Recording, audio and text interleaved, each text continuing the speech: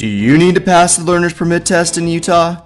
If so, there are two ways that you can take the test. Option 1, you can either take it at your local driver's license division.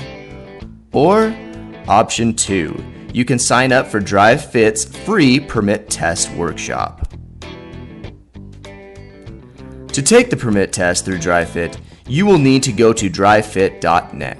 Click on the permit test workshop and find a location and a date and click on the link and sign up. Prior to attending, make sure you have downloaded the study materials and take the practice test. On the day of the workshop, make sure you show up on time. We will spend the first 30 minutes going over what you need to know. After the study session, we will administer the test to you. The test has 50 multiple choice questions. You need to obtain 80% or above to pass.